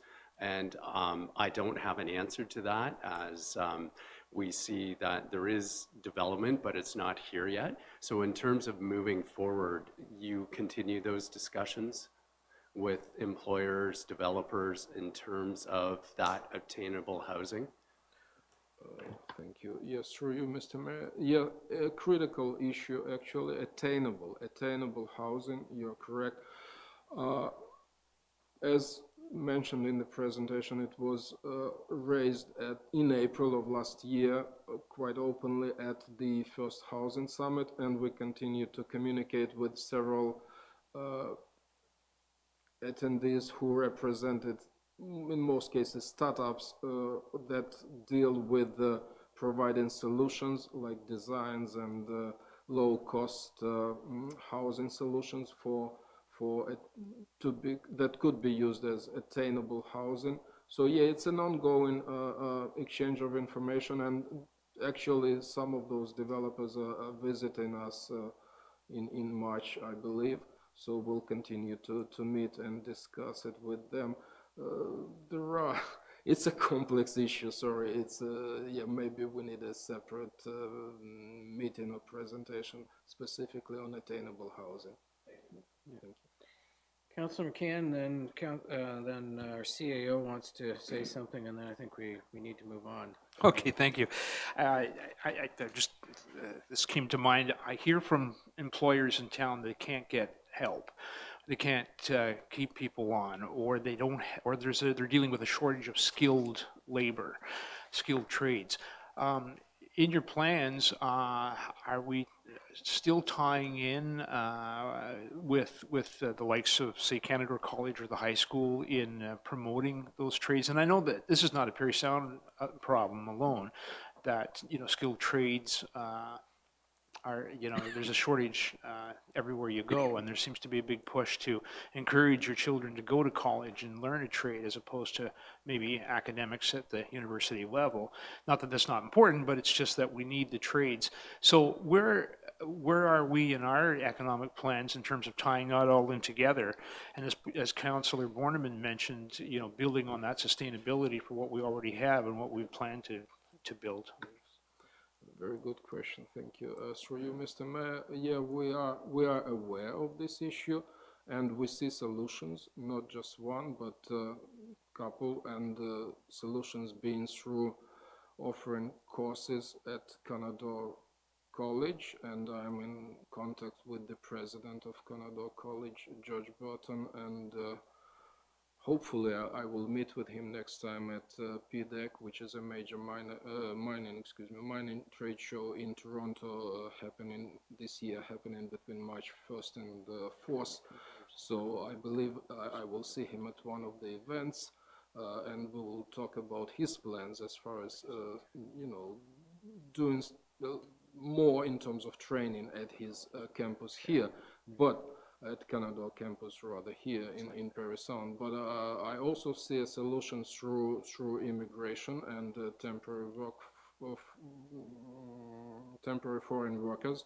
I used to work in a recruitment company prior to coming to Northern Ontario 4 or 5 years ago, so I'm aware of the process, and I still have connections. And when I meet, especially with manufacturing companies in the area, I always discuss this issue with them, and most of them are open to foreign, for temporary foreign workers. Okay, so I'm helping them with connection to recruiters and some source markets as well. And finally, I also think that we could do more in attracting labor, skilled labor from the GTA and Southern Ontario in general. And again, this is part of what I'm doing when I attend trade shows and conferences in Toronto. I talk to skilled trades, to professionals, and tell them that there are opportunities here in the north. Okay. And I guess apprenticeships falls right into that as well, too, along with the education. Okay, thank you. Okay. Mr. Harris, you had something. You Thank you, Mr. Mayor. Just wanted to follow up. There were a few questions about what kind of experience the passengers on the cruise line are looking for. Vladimir and I had the chance to have an evening meeting with the representative from Hapag Lloyd. That was, I forget just when it took place, but sometime last year. And the comments that stuck with me in our conversation with him was they're looking for an experience. They're not looking for souvenir shopping. It's not like, down in the Caribbean cruise. They're looking for an experience. The Zodiac boat that Andersons have, that's the type of thing they're looking for. They pre-book Georgian Bay Airways. They might book Bear Claw Tours. They go to Algonquin Park. They want to experience the rocks, the trees, and the water, and what we have to offer here in the Parry Sound area. They want to kind of feel that, and whether it's canoeing, kayaking, or going for a hike on the fitness trail, they're looking for that. Is what we took away from his. He specifically don't plan something to go to a tourist shop where the bus unloads and they go in, you got to buy some trinkets. Like absolutely, didn't want any part of that.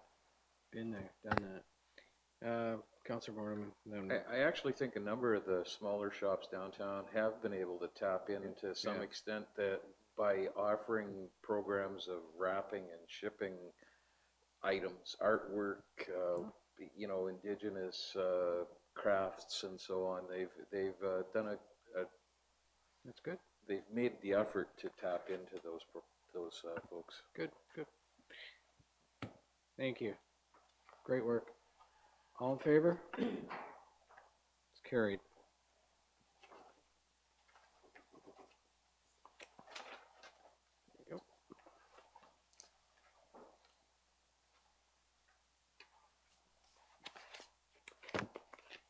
Okay, moved by Councillor Keith and seconded by Councillor Horn that bylaw number 2020-7016 being a bylaw to authorize a site plan development agreement with 2282722 Ontario Limited, Connor Industries, 81 North Tuttle Street be considered as read a first time. All in favor? And that is carried. All members in favor of having the second and third readings? That's carried. Moved by Councillor Keith and seconded by Councillor Horn that the bylaw above mentioned be considered as read a second and third time, passed, signed, and sealed. This is a prime example of a local business that is expanding and growing, and another 12,000 square feet building that they're adding. So it's good. Councillor McCann. Certainly, you're right, Mr. Mayor. I thought I'd give Mr. LG a chance to say something. He's been sitting here patiently all evening long. Just to tell us again what is happening here and what Connor Industries is up to.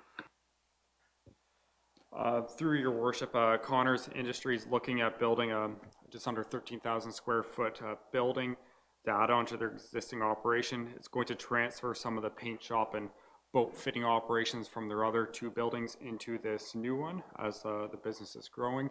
I don't have a specific deadline when they get to open, but through their agent, he said they believe it was, they were looking to start soon. That's good. Thank you. Anything further? All in favor? That's carried. Full steam ahead.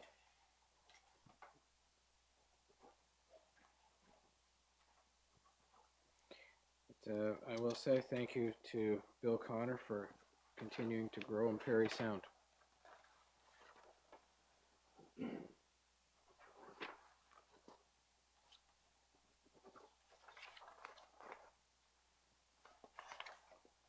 guess I'll catch the rest of it later.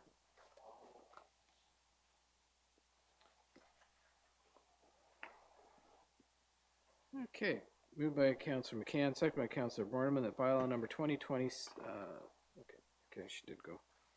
Bylaw number 2020-7017 being a bylaw to amend bylaw number 2004-4653, the zoning bylaw is amended for 70 Joseph Street, Conseil Scolaire Public du Nord-Est de l'Ontario, Parry Sound Mall Incorporated, be considered as read a first time. All in favor? That's carried. All members in favor of having the second and third reading? That's carried. Moved by Councillor Borneman, seconded by Councillor McCann that the bylaw above mentioned be considered as read a second and third time, passed, signed, and sealed. Any discussion? Councillor McCann. I just want to quickly say I'm very pleased to support this and very happy, and I think it's no secret the council was very upset with the idea that the French public school was moving into Canada College.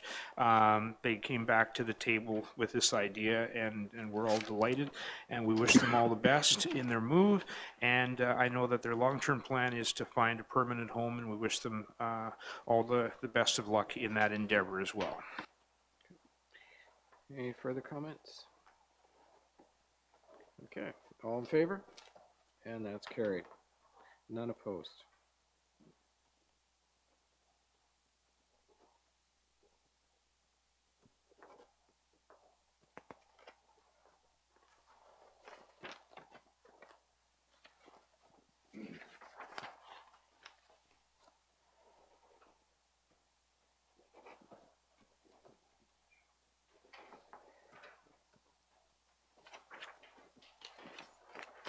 There we go.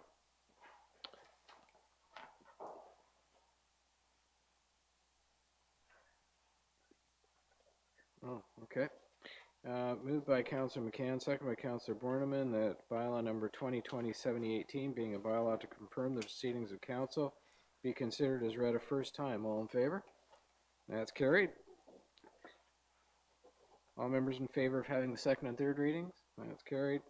Moved by Councillor Borneman, second by Councillor McCann that the bylaw above mentioned be considered as read a second and third time, passed, signed, and sealed. All in favor? And that is carried.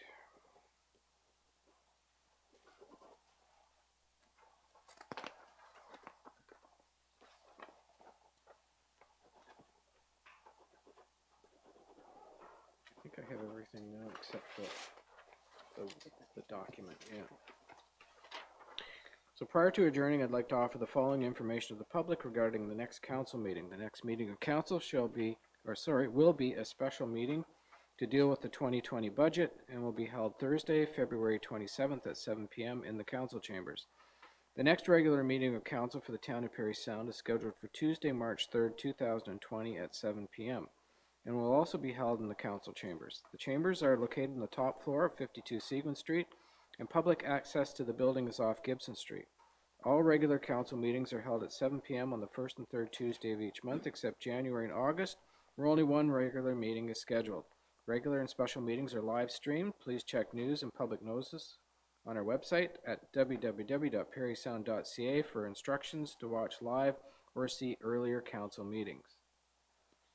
Prior to a council meeting, agendas, changes to the council meeting schedule, and notices of special council meetings are posted on the town's website at www.parrysound.ca under News and Public Notices. You can view an electronic copy of the complete agenda with supporting reports on the town's website. Search council calendar and the date of the meeting.